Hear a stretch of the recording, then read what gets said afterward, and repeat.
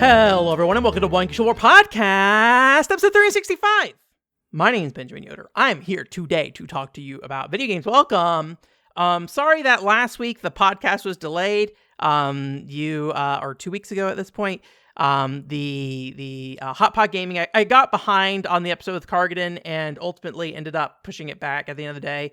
But it's a good episode. It's one of those things that, like, it's a little hard for me to sum up exactly what I thought the podcast was about, because it was one that it gets kind of presented as like, this is what machine translation does to how we kind of perceive Japanese. And I think that's a big part of it. But at the same time, I think what I was kind of interested in was the idea of like, hey, when it comes to how we interact with Japanese online, and the culture of it felt like that was changing as well, right? That's like how I felt from listening to Cargadon. So trying to convey that in a YouTube title is a little challenging. So I think I ended up boiling it down to like a machine translation thing. But it's more about, I think, how when you don't speak Japanese, how technology has changed our relationship with that. In our willingness to learn Japanese, and also maybe our willingness to learn through other people Japanese and get help and things like that as well. So I think there's a lot of things that we do that the internet's been amazing for convenience, but it can really create some issues where you may not get the same level of interaction you would get out of going to somebody and asking them for something, right? Like, we don't want to necessarily inconvenience one another, right? But if you go and ask for someone to help you with something, it can be much more valuable, or it can just be like I think something that's like a little bit of a bonding connection moment with somebody, right? So, I don't know. It's kind of, you don't want to like abuse that either, right? So anyways, it was an interesting episode. Go check it out. Go listen to it if you hadn't.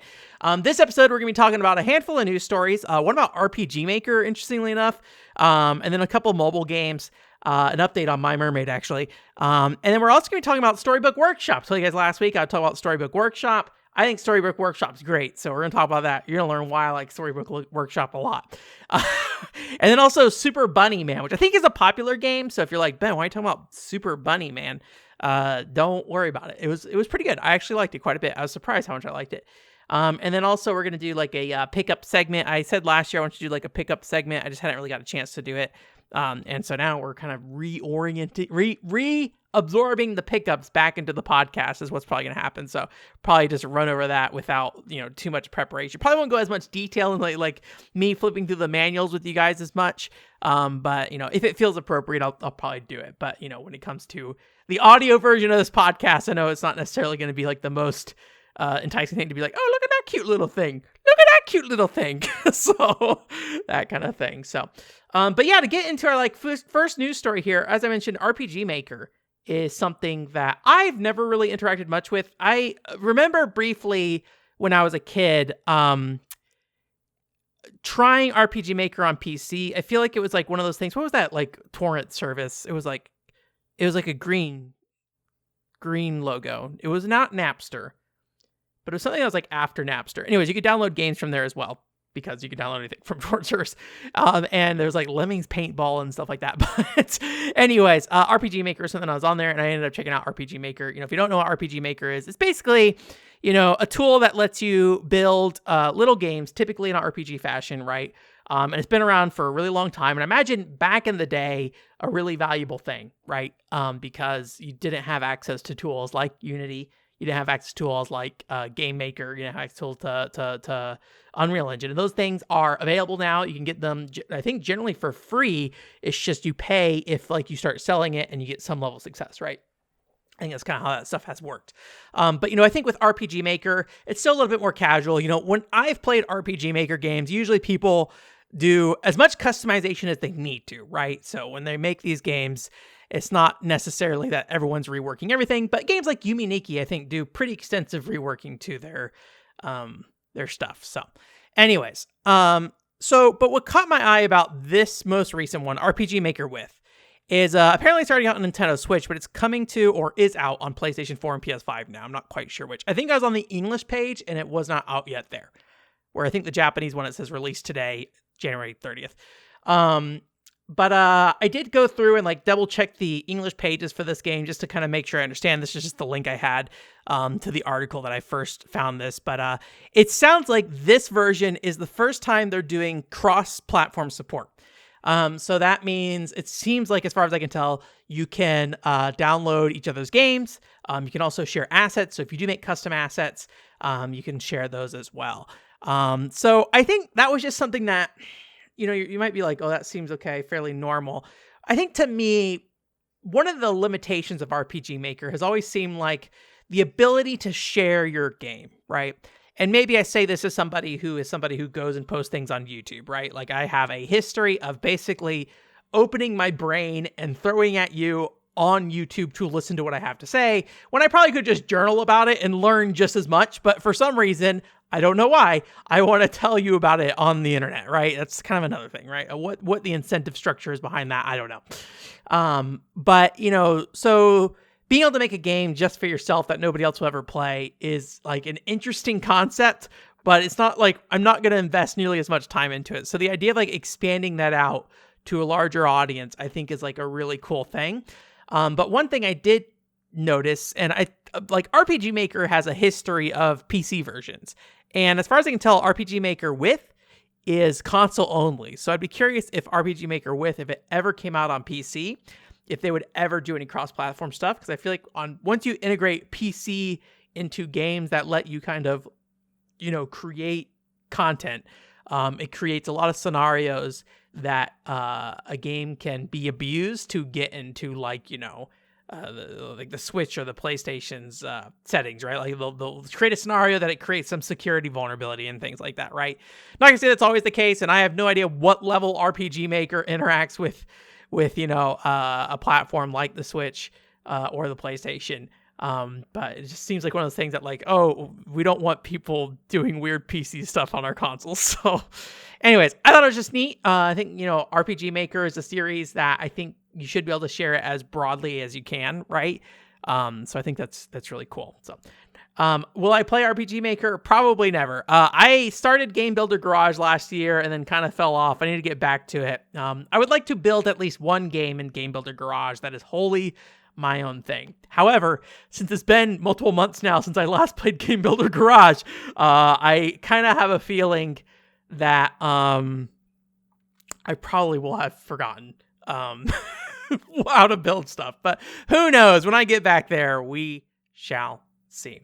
So the next news story is actually about a mobile game that I was looking at. I forget if I figured out an English name for this game. I think it is a Japan-only mobile game. Yeah, I downloaded it and it was all in Japanese. Absolutely. But I thought it was cute. It's basically a little like, I guess you would call it like a forecast predicting tool. So the machine translation here is saying weather forecaster, predict tomorrow's weather, where you can predict the weather yourself. Oh no, that's like part of the title. Weather forecaster, predict the weather tomorrow. Let's stick with that. And it's pretty simple overall. It's kind of this, I don't know how to, when I see, there's like this specific type of like little anime character aesthetic style that has like a bun in the character's hair, and then like usually these like big kind of droopy roby kind of things. And I don't know enough about like different styles of like Asian wear, but it feels a lot more to me like a more Chinese aesthetic. Like when I see Chinese based media, like a lot of male characters will have this aesthetic. But anyways, but basically it just pulls up a menu and you get to guess, I believe it is the temperature initially. Temperature and what was the other one? Well, temperature, and then I'm guessing maybe some base level other things like, is it going to rain or not? But then as you get further along, you can do things like predict the humidity, air pressure, wind direction, things like that. So, and depending on how well you predict it for your area, you get like different scores and things like that. So when I started it, I think what was happening is all in Japanese. I think what was happening, I was going through, is like you basically pick like the prefecture you're in Japan. So it seems very much designed in a way that it's like you are like we are assuming you're living in Japan. Reasonable. but you have to pick your prefecture, and then I think you can go ahead and guess based off that. Now, what's interesting about this is this is a 4Gamer article, so I don't know what reach 4Gamers articles have and things like that. But this is a free game and it's ad supported. However, when I downloaded the game, there's a leaderboard because you're supposed to there's a leaderboard where you get your score, right? And so initially I saw there was only like 6 things on the leaderboard. And so I was like, okay, maybe it's just like the top 6 for some reason. But I'm wondering if it's just 6 people because the scoring system, all the scores were listed. Somebody had like 20,000 points. And then once you get down to the 6th person, they have negative points. So I think there's the potential that only 6 people have like sat down and played this game to the extent that they got scored on it. I don't know for sure. 6 just seems like a weird number. And the fact that somebody has a negative score on the leaderboard tells me this maybe isn't like super popular.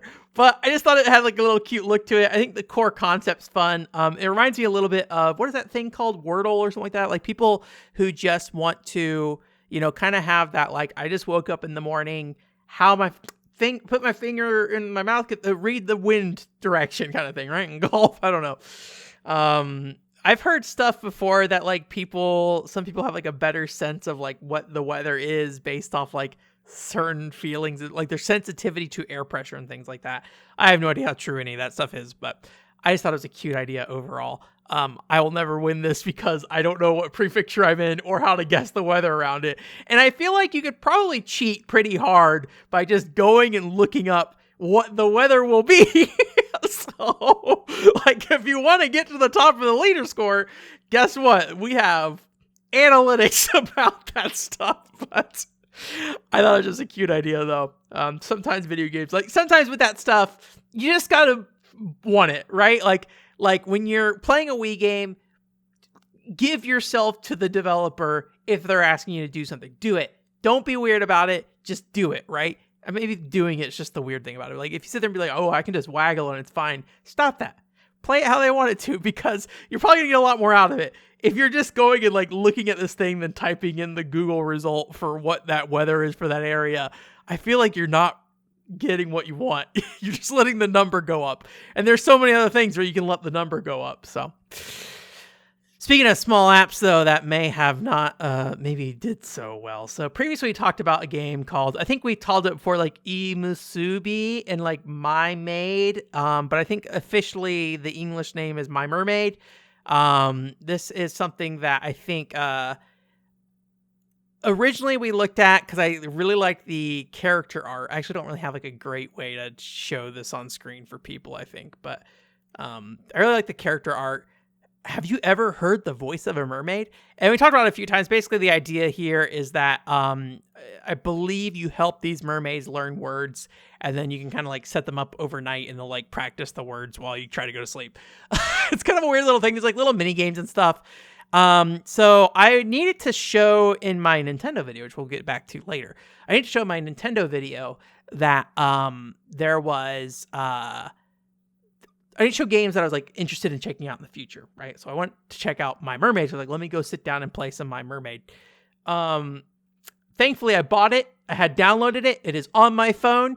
I went to go update the game. It did not did not show up. Maybe there's some weird stuff with my region, but I don't think that's the case because I was able to get into download that one weather game I was talking about. But also, I was looking at the Twitter here for their thing, and the last post they had in here was, well, one was November, and November was basically saying, as far as I can tell, their accounts got hacked, and they're just saying like, hey, just as a heads up, whoops, don't worry about the stuff. We'll try to be better about it. But their last real posts were in September, which is when they took the thing to Tokyo Game Show. If you're looking at the video, there's like a giant screen they have of the mermaid girl up there talking, and they have like a little setup where you could go and record and things like that. So at the show, they had like a handful, like I think 3 or 4 girls there that you could go talk to. Mermaid girls, I guess mermaids, I guess girls are mermaids. I don't know if mermaids, are there like male mermaids? I don't really know. I don't know the mermaid lore. Don't let me know. Like, I guess let me know. I just don't know. But these were all very lady looking mermaids. So So yeah, they had this booth, and that was kind of the last thing they ever did with this thing, and it seems like it's kind of gone. And so I think now it might be for real done. I mean, it's just one of those things that it seemed like a lot of like production value was going into this. They were like hiring voice actors. I think you could actually also go through like a contest to become a voice actor as well. But like everything they did, it just seems like it just kind of all stopped. So on their website, there isn't anything really new about it. Their TikTok, all that stuff, it all is just Tokyo Game Show stuff. So I think My Mermaid might be dead. Unfortunately, well, one, I probably should try to back up the app. I don't really know much about that. So if you do know more about that, let me know. I haven't really tried to back up apps on phones before. I also need to back up Solomon Program betas. I have 2 betas for Solomon Programming backup. I should really do that before something happens to my Switch. But yeah, it is, I think, just kind of rip. And unfortunately, I didn't ever update the app. So I wonder if like there's other girls that were at Tokyo Game Show, if they were in the app already, because I have a lot of just things that say coming soon in there. And so I don't know, maybe they unlock later and they don't need to hit a server or anything. I don't know, but it's a little tough because it is a game that is very heavily reliant on Japanese. I think the core way they learn words initially is you play like a little mini game where you basically connect the word that has like a certain sound in it. So if you know certain Japanese words, you can like connect the different words. And so I was able to kind of figure out some of that stuff. But when I try to open the learning like nighttime mode thing where they just sit there and like talk at night, it doesn't, there's like some kind of error code that pops up. So I don't know if it's like trying to hit a server that it's not hitting or if I am doing something wrong. I don't know, but we'll see. It's a little hard because I can't really like easily quickly machine translate it because it's on my phone. So I'd have to go take a screenshot and then try to translate it elsewhere with that. So anyways, rest in peace, My Mermaid. Not really related to My Mermaid. I did go and look at the sales charts this last week. And, last podcast, we talked about Wizardry variant Daphne and how that was doing really well. It did fall off the charts for a couple weeks. It did come back at number 25 here with like a 650% jump in, I forget, what is this? The revenue growth. So the download rate, I don't think jumped up that high. 27% download rate seems pretty good.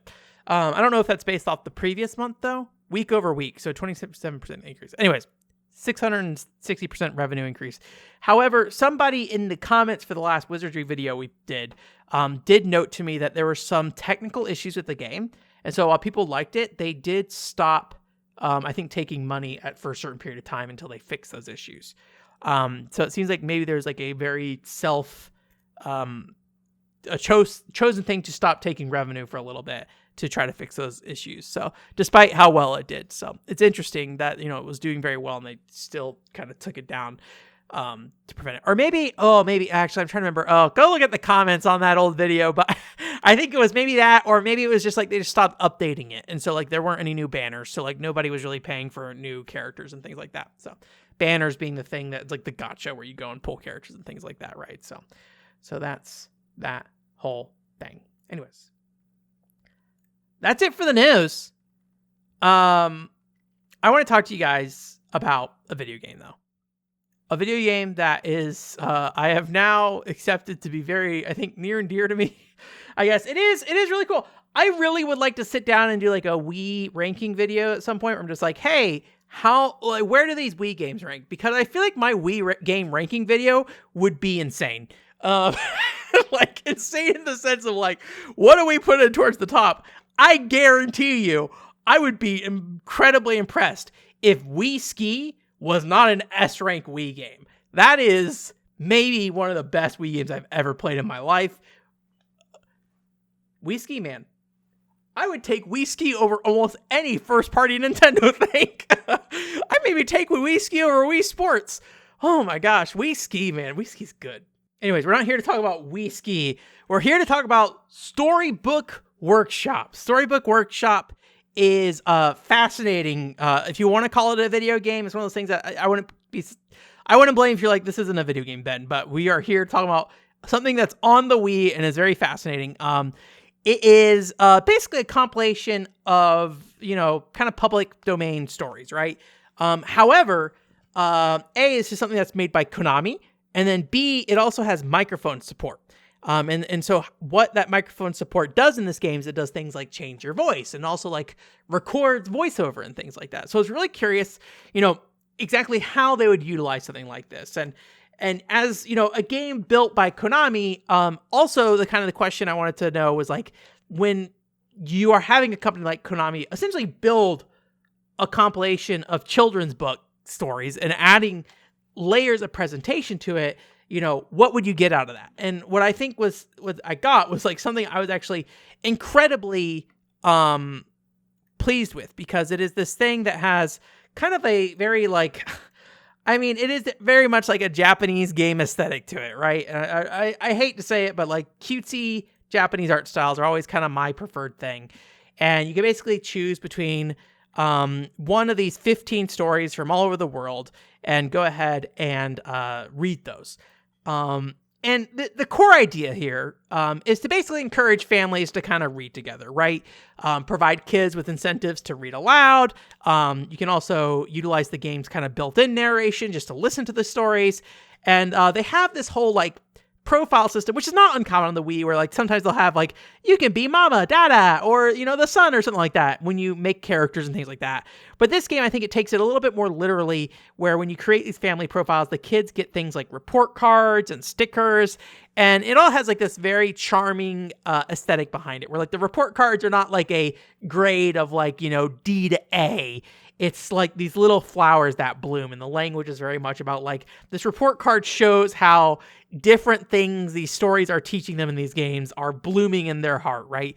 This is the hope flower. This is the empathy flower and things like that, right? And so it's all presented this very cute thing. So the intention is for you to have maybe 2 to 4 people reading a book at the same time. Guess what?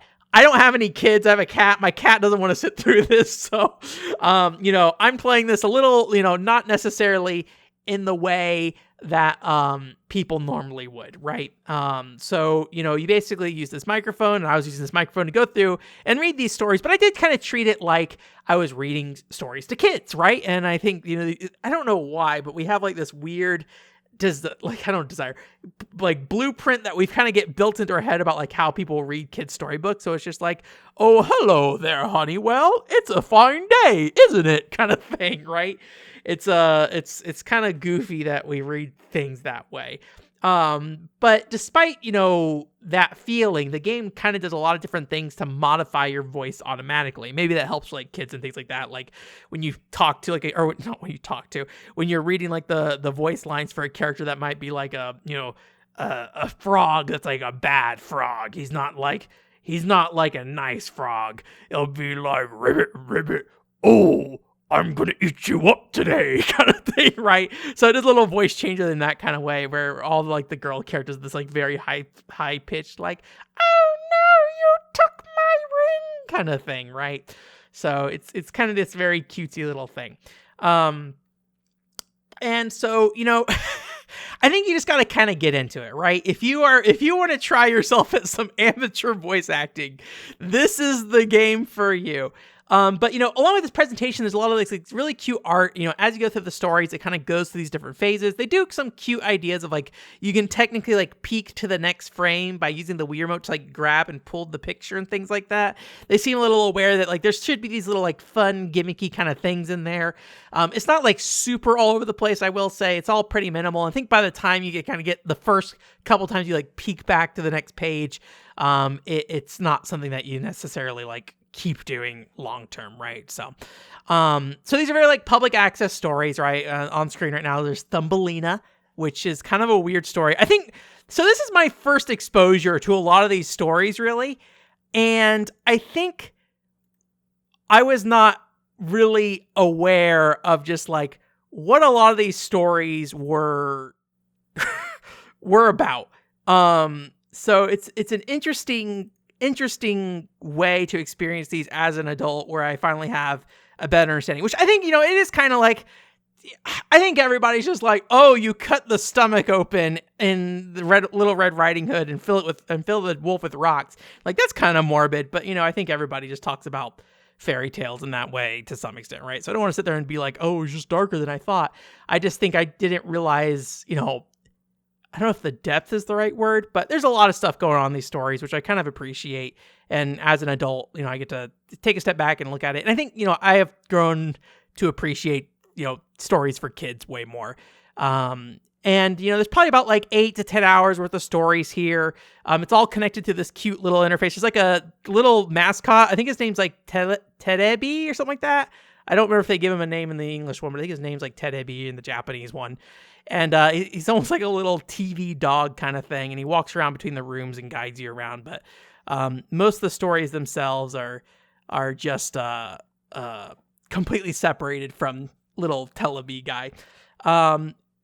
But, after you get through them once, there's not a lot to kind of bring you back. But it really does seem to want you to reread books, which I will say, when you think about kids and things like that and how they consume media, they often do repeat viewings of media, right? They often reread things a lot. They want to see the same thing, which to some extent, I think adults do too. But I think with kids, it's a lot more prevalent there. So I don't know, maybe rereading all this stuff multiple times wouldn't really be a challenge for a kid if they were really into it. But I would say that the third or fourth time I've read through Little Red Riding Hood on my own as an adult man, I'm like, all right, do I really do this anymore?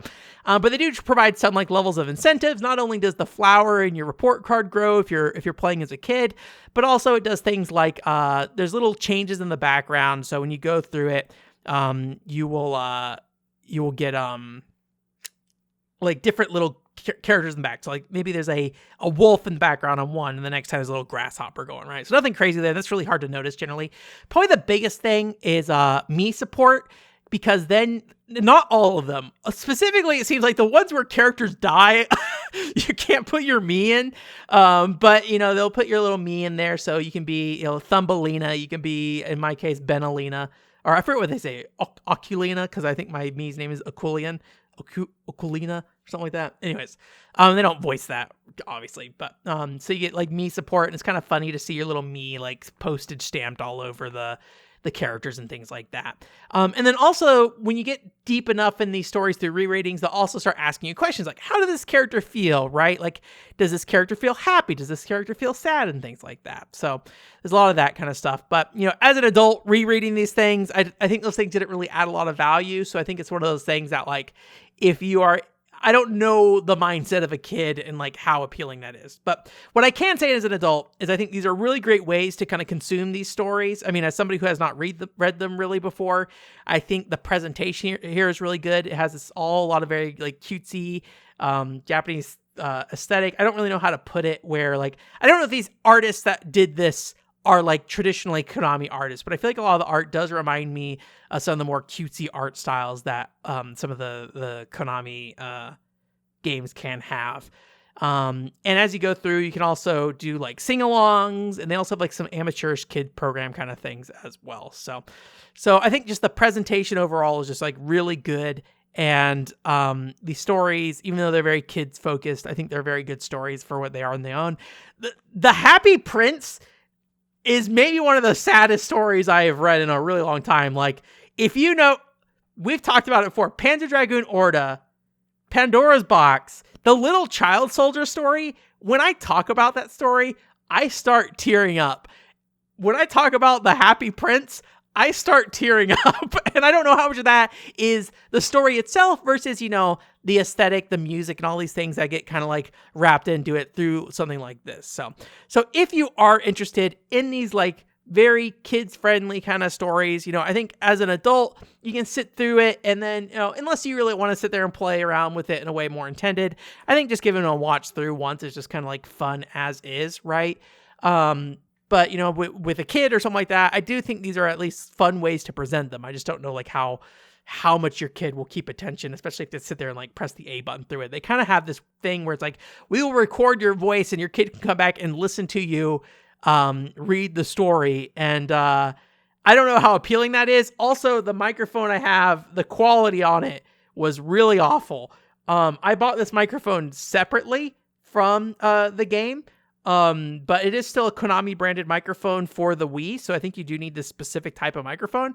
But I think it may have been associated with the game SingStar, and I don't know if the audio quality on these microphones are worse. Classic Game Room did a review of this game, and his audio sounded much better.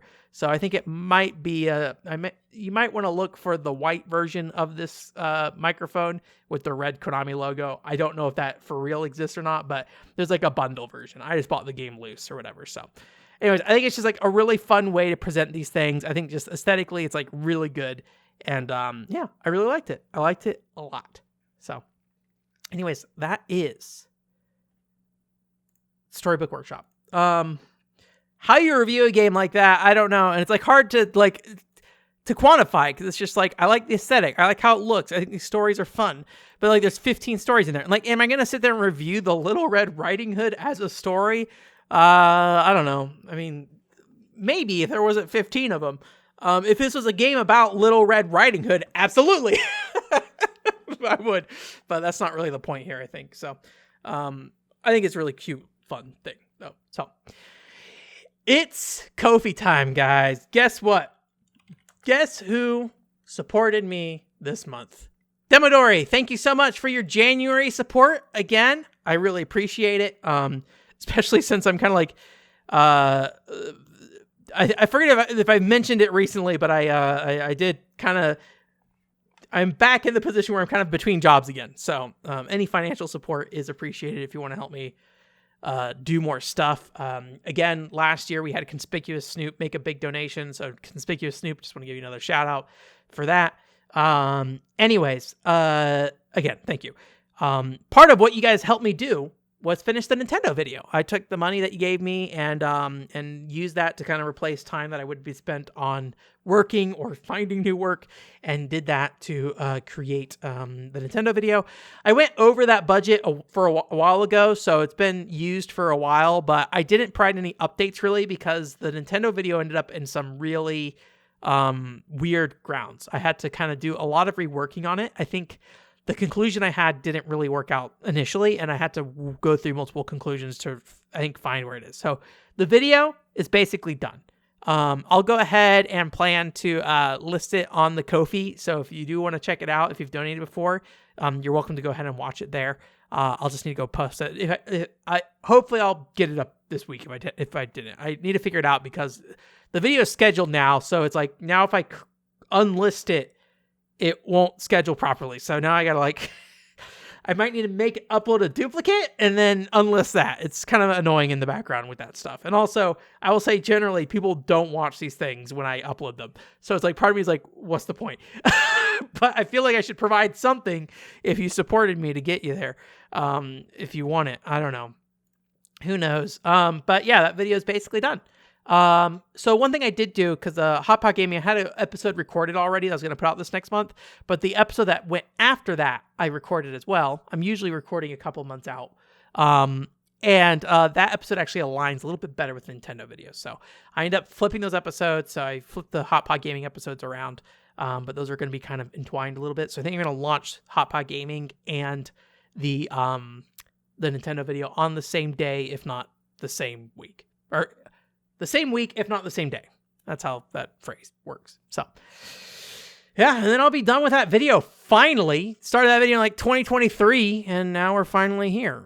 So the post-mortem of that video hopefully will be interesting. I think I will maybe do the post-mortem as a video going forward rather than in text, just because I think that kind of lines up more naturally with the things I already do, and it probably makes it a little easier on my part.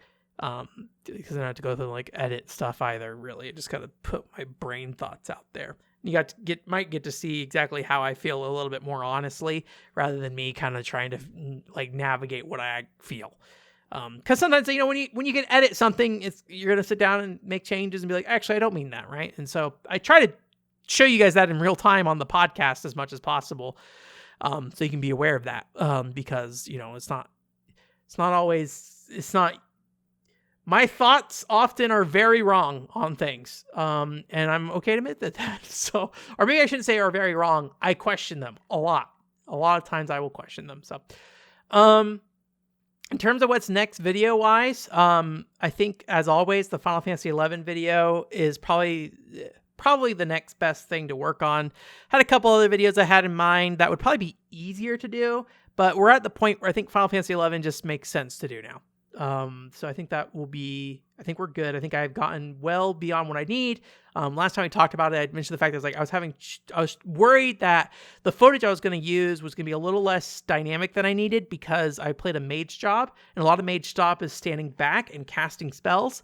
And it's not like Final Fantasy 14 where you are kind of like engaged in combat. In Final Fantasy 11, you are standing back in one spot casting spells. That doesn't mean you're not doing anything, just means the way it's presented, I think, is not nearly as visually exciting for a viewer. So leveling Paladin, I think, helped with that. I'm basically done with the story expansion I talked about before that I was going to do, Chains of Promathia, which on this server is basically the furthest the content goes. There's some exceptions there, but I won't go too deeply into it.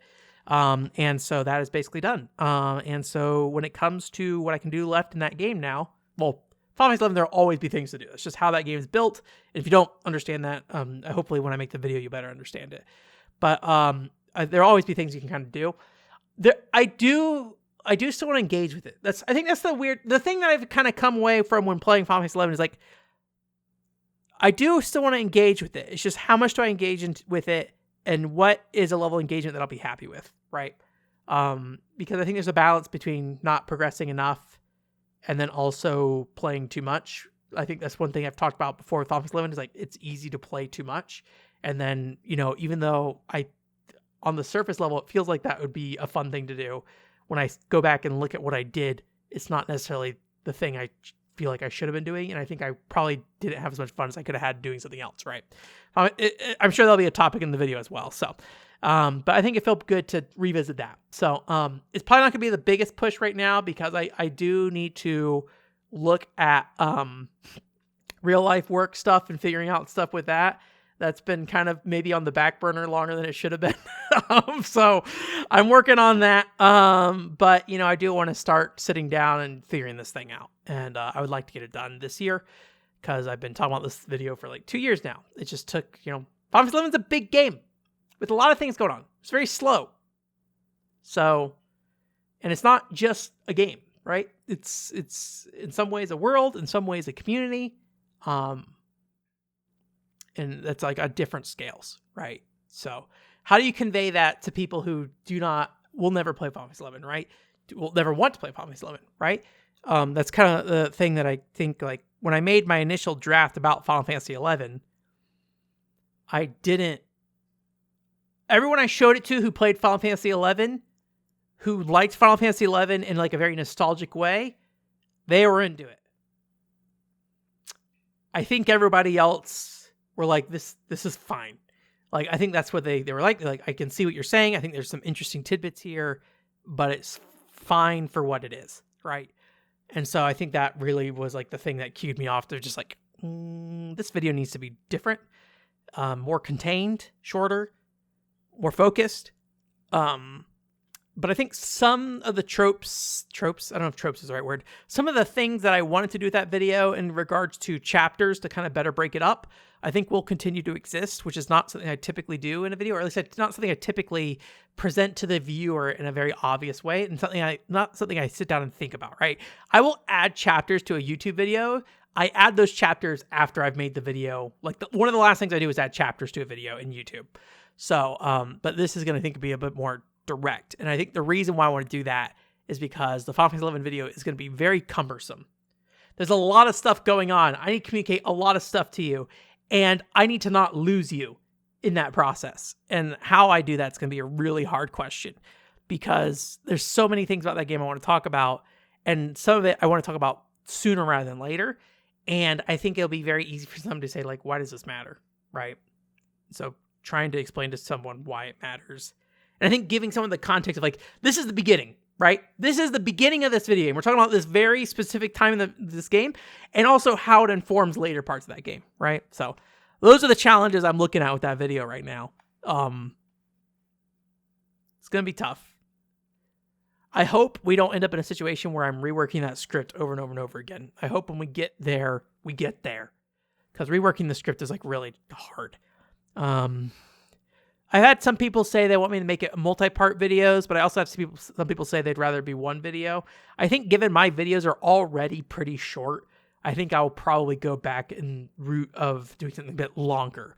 Keep in mind, my longer is the Babylon's Fall video, which to me was way too long in some ways.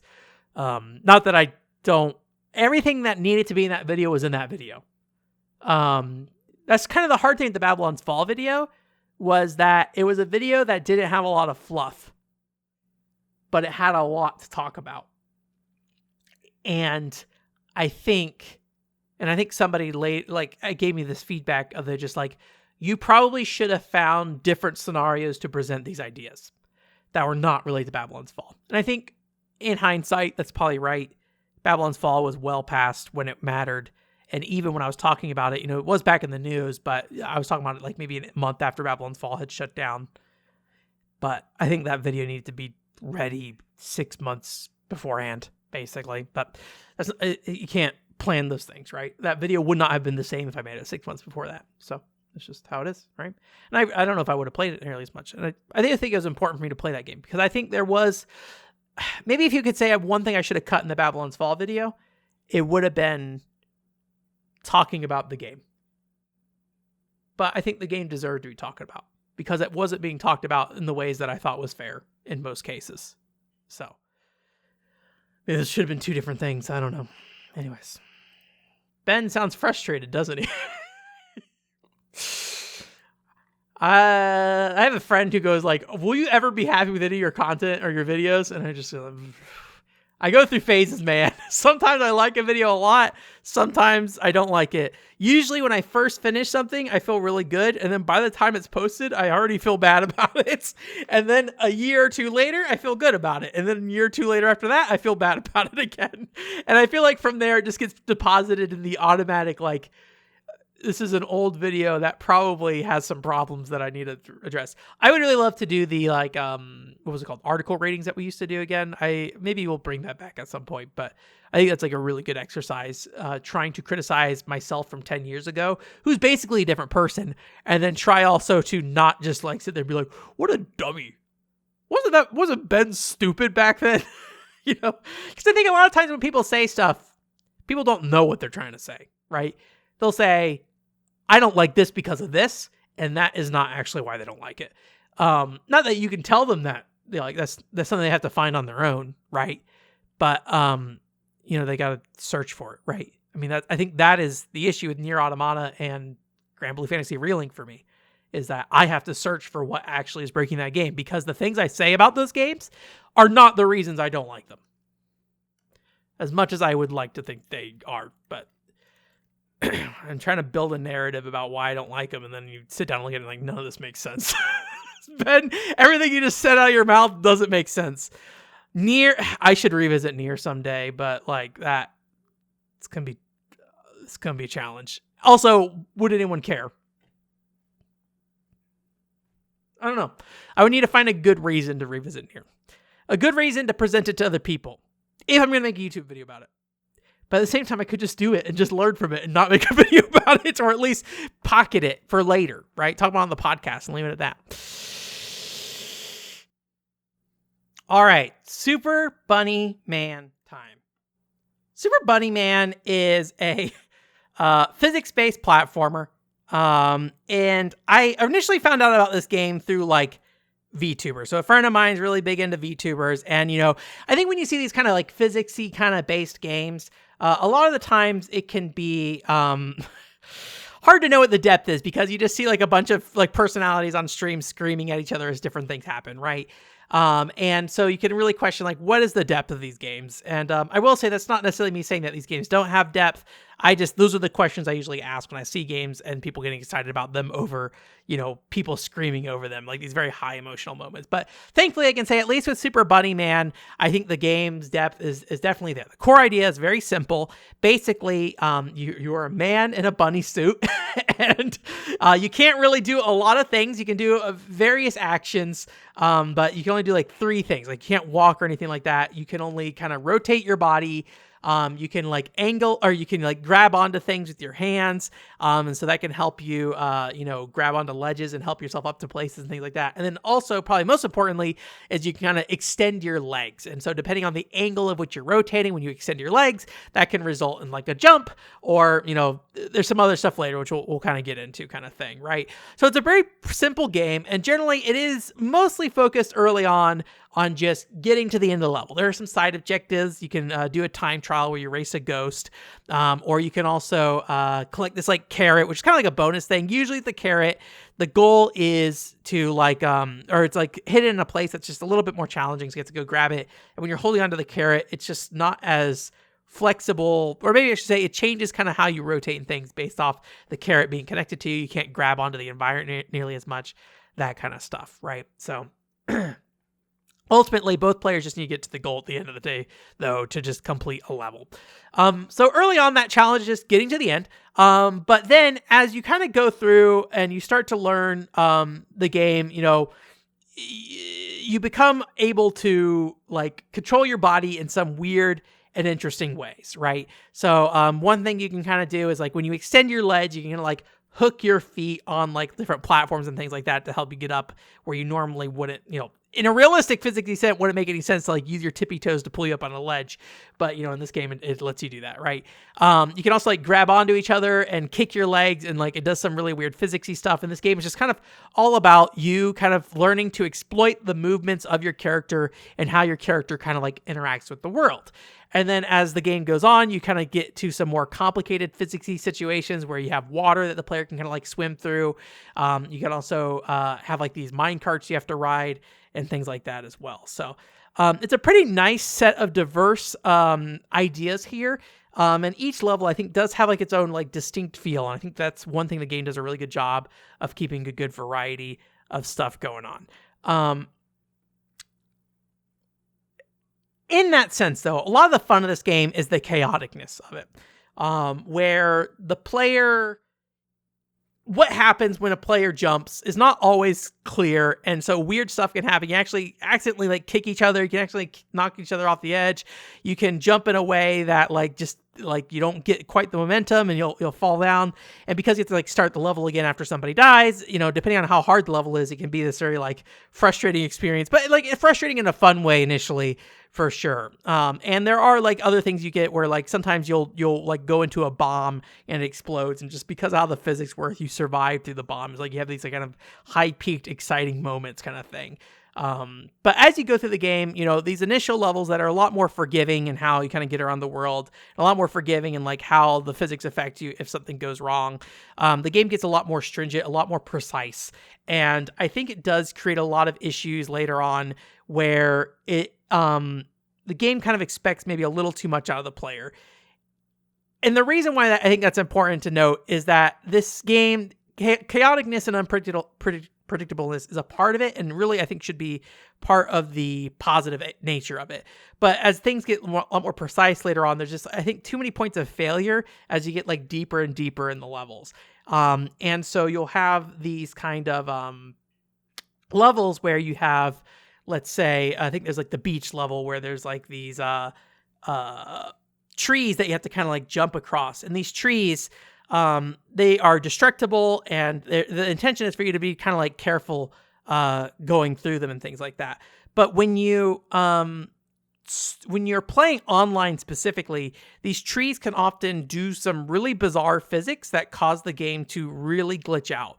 And what happens is that tree will explode even if you aren't like touching it that much, or in worst case scenario, it will start to vibrate rapidly and launch the players off and basically go ahead and kill them.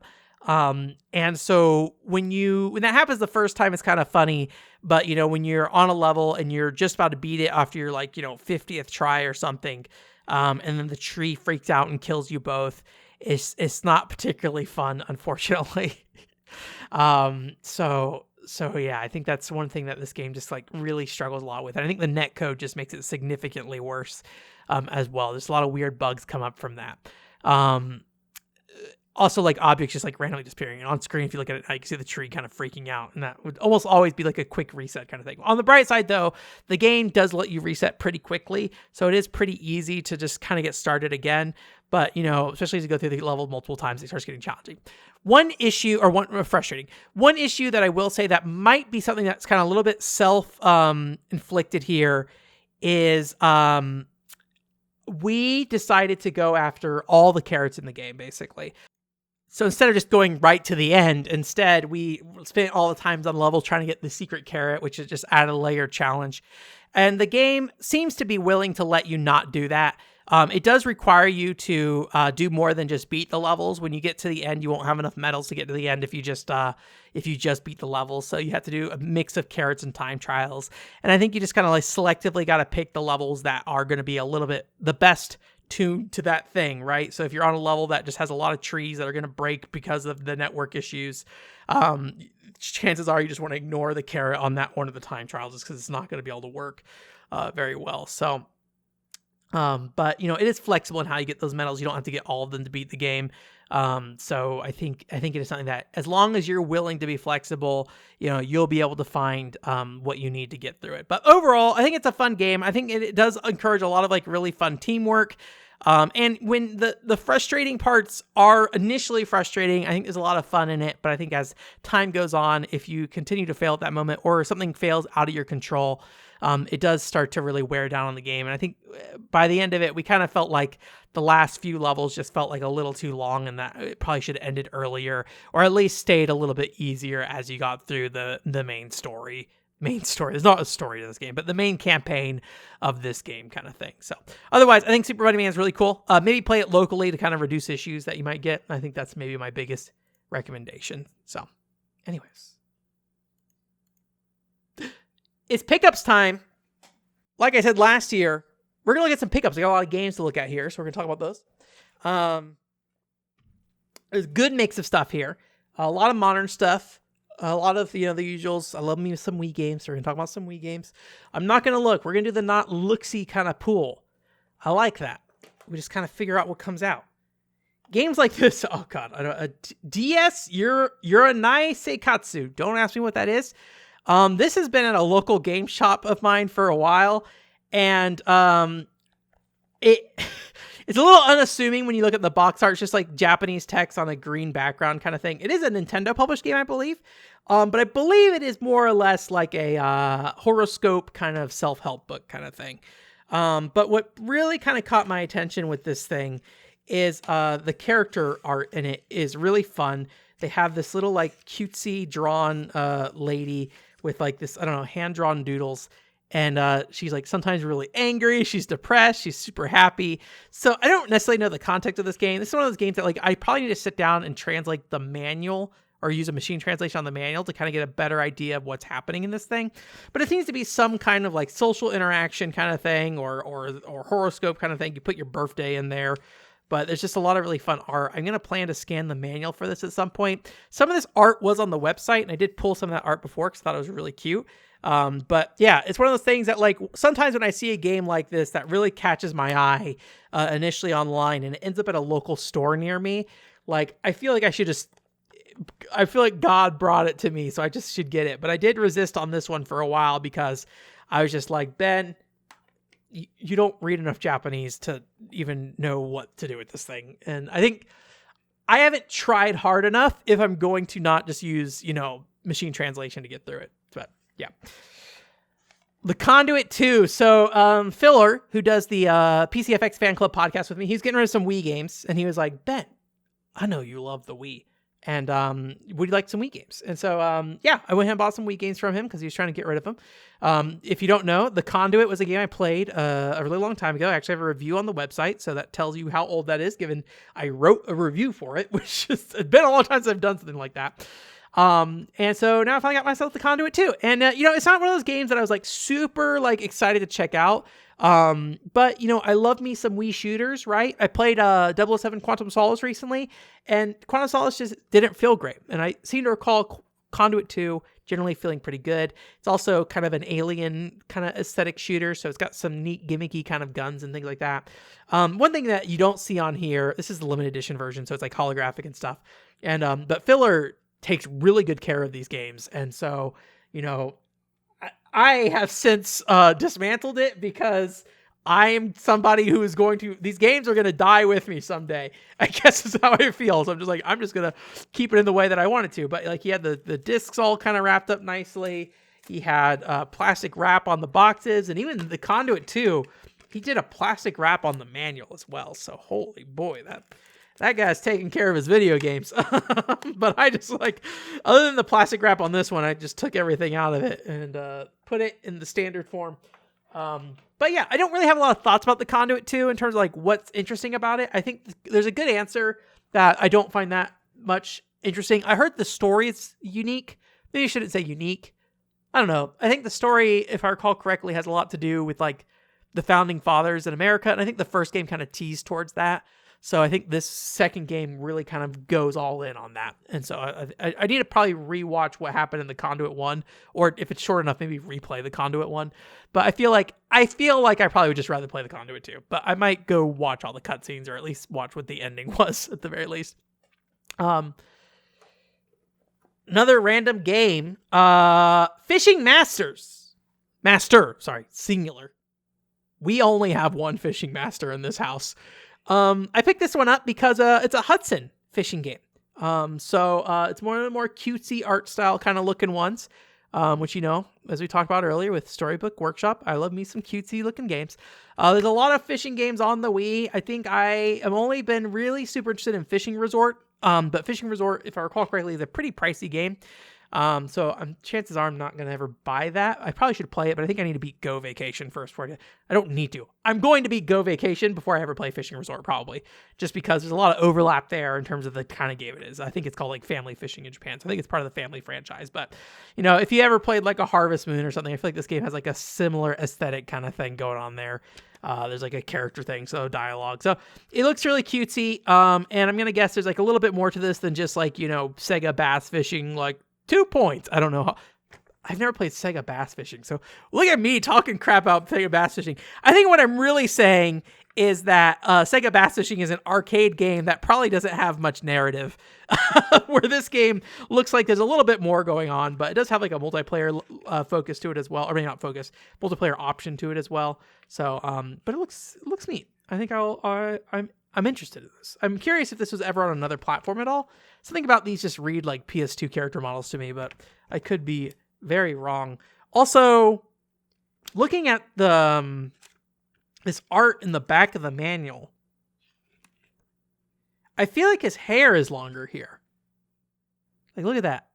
I don't know if you're listening, you don't see it, but look on the front. He got a haircut. Or is that the girl? But the girl doesn't have the center thing in her hair. Is that the same character? And the hair's longer there too. Maybe he just has longer hair. Sometimes. Not all the time. Maybe they just cut his hair on the box art because they're boys like clean cut men. We love me some clean cut men. Anyways, I don't know what is. I don't know if this case is not a Wii case, but for some reason it's a really shiny plastic. More so than other games, so. We're getting a random game. I'm kind of just digging below, so I don't really know if we're going to end up with a bunch of the same stuff because I bundled them together. This is kind of a shot in the dark. I will give you. Satisfaction. Rock the Roadway. Now, Satisfaction doesn't look particularly good. It looks like a game where you choose maybe 3 different outfits and you go down the roadway. The runway. And I don't know. When I look at this game, surface level wise, I don't see a lot of depth to it, right? You do makeup, that kind of stuff, right? Not to say that it isn't interesting or fun, just I think for me, what I'm looking at with video games, I don't know if this is gonna really do it for me. However, something about the aesthetic, it is not a Japanese kind of art style, which I generally like more Japanese aesthetics when it comes to these kind of cutesy games.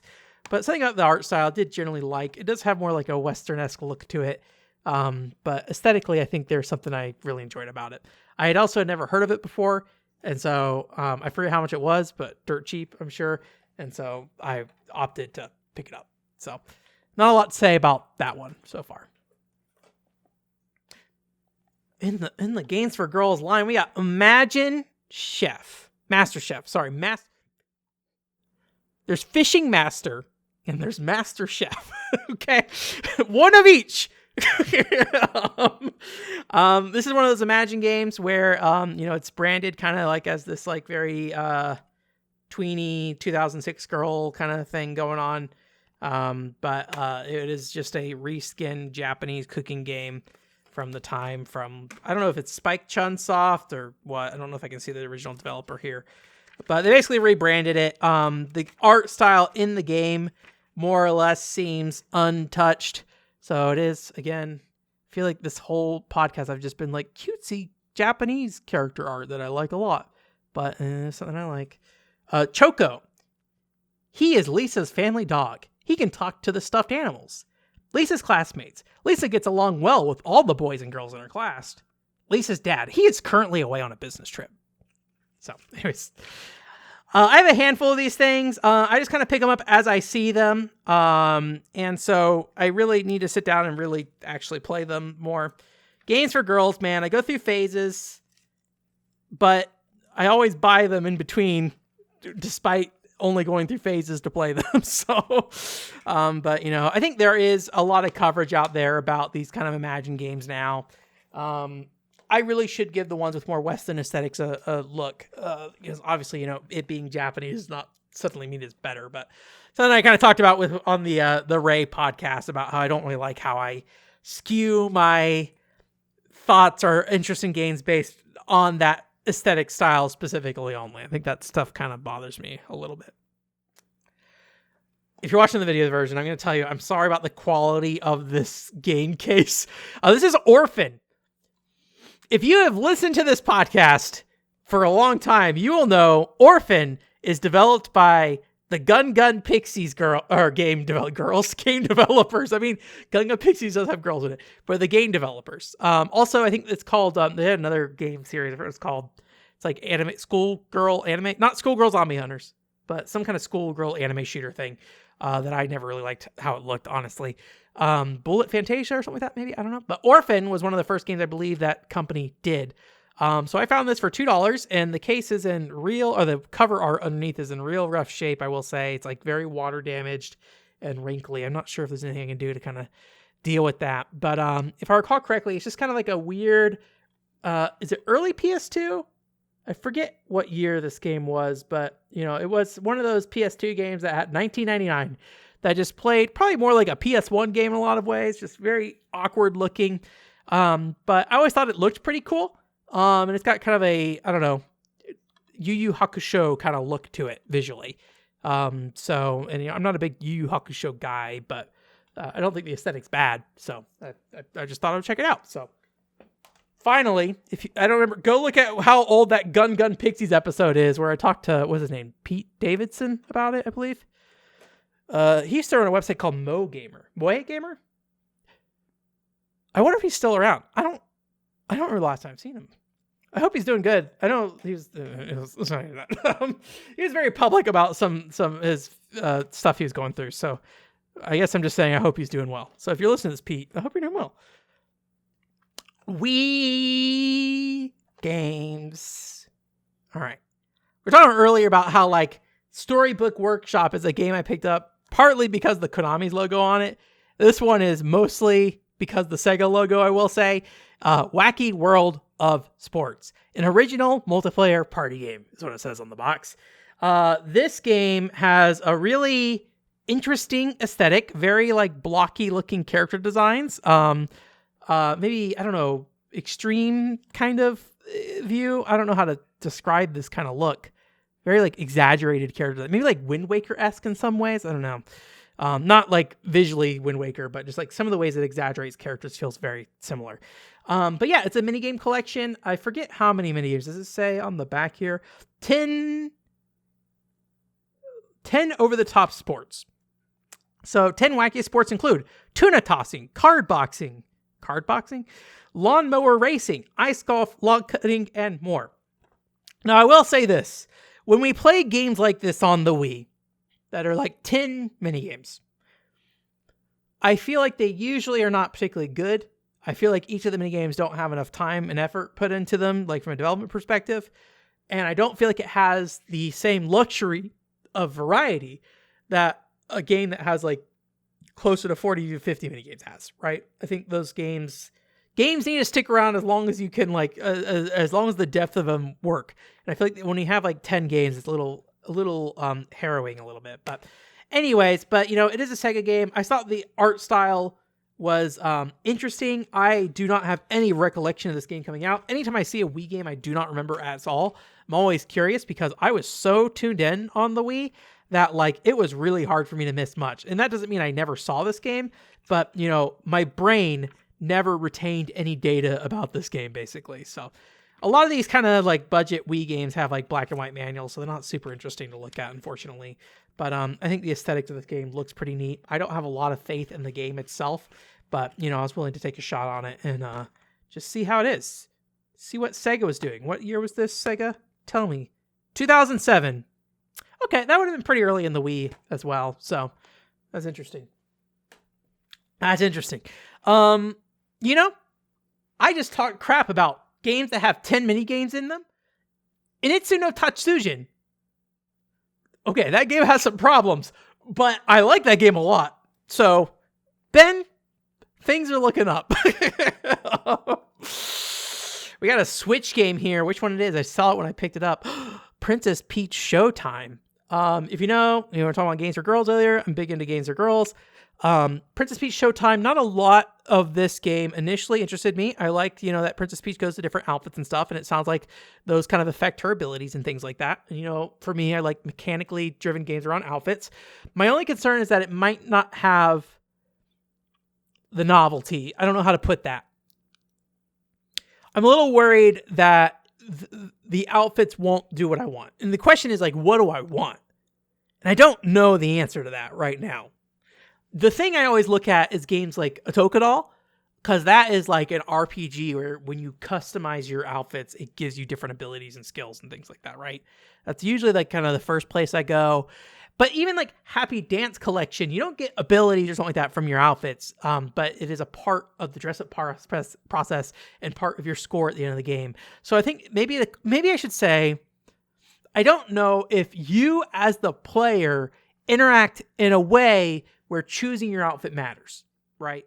And that's a weird thing to say when your abilities are connected to your outfits, but we'll see. When I play this, maybe I'll have better thoughts on that. That's just my concern. I don't know if there's anything specifically about this game that jumps out at me. The Japanese box art, Japanese box art. I was thinking Japanese box art because there's a bunch of drama about the box art on this one. People were like, oh, she looks a little too serious or something. And I think maybe the Japanese one, she doesn't look as serious or something. I don't know, or smug. I don't remember what it was. I don't really care. The Japanese version was just cheaper to get. So given like the weird exchange rate that's been going on with the Switch in the last handful of years, I'd be really curious if Nintendo will take any real action on preventing people from doing any kind of import stuff. Whether that be maybe just like separating the SKUs so you can't get an English version of a game off a Japanese cart. I don't know. I feel like maybe there's something to be said about like, hey, we don't want you buying our Princess Peach game for $40 instead of 60 kind of thing. Because guess what? I did. I did it because that's I did it. Nintendo Labo. I'm not going to bring the whole box over here. I got the robot Joy-Con kit. You're going to look, there's a lot of Switch games in this pile right now. A lot of this Switch stuff, I will say, is related to the Nintendo video, where I think I have kind of said, hey, I need to do more with Nintendo stuff. Honestly, I think I need to be giving Nintendo more of a fair shot to do things. And so what are the things I'm interested in? Let me pick this stuff up. Nintendo Labo Toy-Con robot kit. I'm interested in, picked it up. I've not sat down and done Labo stuff though. It's time commitment. I will say the last couple months I was trying to do Final Fantasy 11 stuff. So Final Fantasy 11, the answer to where all my time goes sometimes, not all the time, but a lot of time does. It is a time sink game, but I think we're finally out of the weeds there with what I was trying to do with it. Wii Fit Plus, I think technically it says $5 on the case, but I got it for $2. I think it's like a buy. I think with Orphan it was $2.50 for both of them. So I bought Wii Fit Plus in the past, but when I got it home for $1, when I got it home, the disc wasn't in the case. So guess what? This one, it's got a disc in the case. Whew. Video game, huh? You ever just open a video game and get a disc? Wow, man. How awesome. There's some videos I've opened that have not had discs. So I don't know if when I'll play Wii Fit Plus. I didn't really engage with Wii Fit Plus. I don't remember what's in Wii Fit Plus. I know there's a Wii Fit U as well. So maybe I'll check this out. I remember the big thing was just kind of reducing some of the time between exercises. Because remember, that was a big thing of just like Wii Fit. The first Wii Fit didn't really move at a pace that was like good for daily exercise and things like that. So I don't have a balance board still. I got to get a balance board. That was the fatal flaw in my plan. I still don't have a balance board. Centipede Infestation, another Wii game. Look at that thing. I remember Classic Game Room did a review of this, and he liked it. I don't know. It looks kind of neat. Whenever you're using like a Wii remote pointer and like an isometric shooter kind of thing, I think that's kind of interesting. I'm hoping that's what's happening here. Some games didn't actually do that. I don't know if it says on here. Use devastating power-ups. Find seeds to create tower defenses. Weapons. I don't see any mention of a Wii remote on the back of this box. Strategic gameplay brings hours of fun. Co-op mode. Yeah. Well, maybe I should look at the manual. We have a manual here. We can see. Also, I got a special unlock code. Look. Gamers. I know you didn't buy Centipede Infestation, but get that code, baby. Unlock the Missile Command Pack. I'm guessing that's just a password in the game and not an actual download code. And even if it was, it no longer is valid. I was trying to figure out what the pointer controls were with this game. Let's see if we can figure that out. Control pad. Okay, point remote, aim weapon. Cool. Already winning. We are winning the game. I already like this game a little bit more than when I didn't know that. So, on the path to success. This is another thing from filler, Dragon Ball Revenge of King Piccolo. This is I think mostly like a 2D platformer. There's a Wii and DS version of this game, I believe. I just heard generally good things about it at the time. I don't really know much about it. I prefer Dragon Ball over Dragon Ball Z generally. So I'm more interested in this kind of setting overall. So yeah, I don't really know if there's much to say about that other than people like it. It's good. And, I think it is one of the more, I don't know if pricey is the right word, but it's definitely not the cheapest Wii game out there for sure. Lalalupi, Carnival Friends. I can say words. So I think this is a franchise called Lalalupi. I don't know anything about it. Featuring Silly Funhouse Park. I don't know how much this is branded. It's an Activision thing. I just thought aesthetically it kind of looked fun. It reminds me a little bit of, what's it called? What's that game called? Shoot. Freaky Forms, but instead of weird monsters, it's little like pin cloth dolls with like buttons for their eyes and stuff. Adventure in Lalalupi Land. Apparently there's a DVD, at the very least. So this will be my exposure to Lalalupi. I don't really know what kind of game this is. Explore 16 whimsical levels. Look for your favorite Lalalupi littles. So, anyways, I just thought aesthetically it looks pretty nice. 3DS game as well. Just interesting aesthetic for that kind of game. So I hope it's interesting. Another Nintendo Labo. Nothing really to say about this. This is a drive kit. Interesting, your name. I don't know if the other Labo had your name on there. Oh, yeah, it did. Do all Labo games ask for your name on it? That's interesting. Anyways, this is a drive kit. I don't know if there was multiple drive kits or not. I think I got one of the cheaper ones, but there's 3 icons on this box with a submarine, a car, and an airplane. I don't know how many more there are or not. I don't think I'll buy the VR kit because the VR kit price-wise just kind of got out of my range of interest. So these were a lot more affordable. They were not the price of which they originally cost, but they weren't as cheap as they got down. You know, for a while you could find like the robot kit for like $10. I think I got it for like 30. So we are doing Redemption. So if you're before, when we imported something from Vink, we bought Project Minerva. And I was like, oh yeah, Vink recommended this game to me. Vink did not recommend this game to me. This is like a military shooter with like a lady on it. I don't know anything about it. It's a D3 game. Gonna guess it's like simple series, probably simple kind of thing. 2001, 2002, right? He recommended to me Space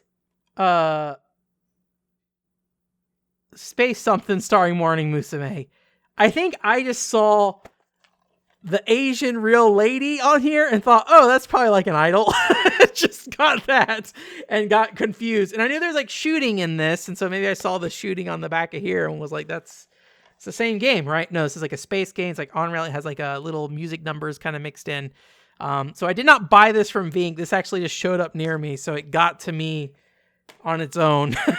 So yeah, so there's that. This game we talked about a while ago. And I don't have it here, but I bought an accessory with it. This is a Bandai Namco game. It is Ace Angler Fishing Spirits. This is based off an arcade game, but I believe the original version of this game is more of I don't want to say a straight port of the arcade game, but I think it's a little bit more in line with what the arcade experience is. This one is a little different. It's got like a little Animal Crossing kind of style aesthetic to it. You have little characters that like walk around an aquarium, things like that. But I think the core game, you can dress up your little characters and stuff too. There's like DLC, although I think the DLC expired, October 2023. So beyond that, I assume. But it actually has the code on the front there as well. Also, it's the Japanese code, I think. So. Well, I don't know. Is it Japanese? I can't tell. It says JPN. I don't think it's Japanese though. This box is in English. It's not an American version. I don't think there's like an ESRB rated version of this. I think this is the Asian release. Either way, so you have like a little thing that your Joy-Con can sit in. You can kind of reel it in and stuff like that. So it looks like there is the Ace Angler Fishing Spirit, the popular arcade fishing metal game. So there's that. And then it says, learn all about fish in story mode, which is Legend of the Poisoned Sea. So it's like different games in here. Online, Ultimate Angler Competition, Metal Pusher Game. Oh my God, you want to play coins? It's here. Shark Fever. Sorry, coins is an inside joke. It is a game where you push metals. Interesting. So I'm really interested to check this out. But yeah, it has a little accessory that I bought with it that goes with it that you can kind of use to reel stuff in. It just basically presses the button a bunch, I believe. Like rapidly presses the A button. Bucking Yar. So this got an English release on the digital store. So I picked this up, the Japanese version. I think I looked into it, and I think English is on it downloads the English patch when you play it. So even though this original release doesn't have English on it, the patch puts English on there. This is kind of like a I don't know what you'd call it, boat building game, where you are a ship captain and you build a boat, and there's like a bunch of little cats that pilot your boat with you, and you fight other ship captains, and they're all anime girls. I just thought it looked cute. It's the studio Saizenzen, so the Umehara Kawase people made this. Success published it. When I was in Japan last, they had an event going on for this, but unfortunately I got there right as they were shutting down the event. I think I wasn't intending to go to it, but I realized I was in the area and got there right as they were closing up shop for that. And last but not least, a game we already talked about during the Game of the Year segment, where I mentioned biggest purchase regret from the last year. Super Swing Golf Season 2. And there's nothing wrong with Super Swing Golf Season 2, to be clear. I don't know of anything wrong with Super Swing Golf Season 2. But I have not played Super Swing Golf Season 1, so the first game. So the fact I picked this up, I think the biggest thing was just I hadn't seen a physical copy of this game before, and I was like, oh, this looked interesting. Let me reinvest in this game I already haven't picked up. It's $8, which is like usually in Vegas, that's about as low as prices generally will get for anything that's like remotely desirable, unless you're picking up like Satisfaction, a game that like I would want and nobody else. That's maybe closer to $5, right? But some rare exception that we have that deal of the $250 kind of things, but yeah. Oh, and one other thing, a part of this whole thing is, I guess maybe I should say Super Swing Golf, why I like it is it's a very more anime aesthetic. I'm such a basic boy. I just like anime characters. I don't like anime, but I like anime aesthetic and more cutesy aesthetic. And like, I like that there's a variety of characters. I think variety helps me a lot. Cause I like, usually if you give me something like Buck and Yar, which is all anime girls on the cover, I mean, they're fine. I'm just like, oh, whatever. But like, once you start mixing it in, once you're like Sparkling Feather, where it's like, we got ourselves a chubby boy, we got ourselves like a One-sama, we got ourselves like the sister type kind of thing, right? Or whatever. Like we have a diversity, big macho man buff guy. I like it when you put all of them in there, right? And you put them all together and they interact in different ways. And there are all these like very stereotypical characters that are like kind of meant to appeal to different people and stuff in different ways. I do not necessarily expect that out of Pangya Golf. And I will say a lot of golf games, I think, have a good variety of character designs. I think that is something that has been around for a while, kind of the standard. I don't really know how they decide what they design for golf characters, but you know, I think there's a Ninja Gaiden character in here. Look at that. Ryu. Tecmo Ball Man. There's a guy in a football suit. I guess technically Tecmo Ball. Oh, is that Mighty Bomb Jack? Yeah, it's just weird stuff in here. So I also have We Love Golf. Ben, chill on the golf games. Just play one at some point. Anyways, I also picked up Super Mario Wonder, but we talked about that last week, so it's not the same much there. Again, if you want to know more about that and like my weird reinvigoration with the Switch, I think that Nintendo video that comes out at the beginning of next month will kind of answer those questions a little bit more directly of what I've been thinking about with that stuff, which I'm sure some of that stuff we'll talk about on the podcast here and there as well. So anyways, that's it for this show. Thanks for coming. OneController.com is the website. Yeah, I think that's kind of the big thing. I did try last week doing videos that I just broke out in the podcast episodes, and it generally seemed to do pretty well. That being said, the Mario video got a lot of views, but most people bounced very quick. So, you know, I don't really know. I mean, like I said, I'm not going to try to think too much about it. It might be good just to like keep doing that and just kind of explore what's happening in that regard. So, anyways, again, if you have any thoughts about the format and stuff that you like or don't like, let me know. Some of it's just going to be, you know, how much effort and time I put into this. I'm trying to keep it fairly minimal. So because this is supposed to be a minimal show, you are here to listen to me throw words out and I hopefully get it right. That's pretty much what this show is. So yeah, I hope that's interesting at the very least. Hope you're enjoying it. But yeah, we'll be back with another Hot Pot Gaming the first week of March. So check that out. That's going to be about a very Nintendo oriented topic. So when that comes out, so give that a go. Otherwise, I hope you guys have a great rest of your month. Bye.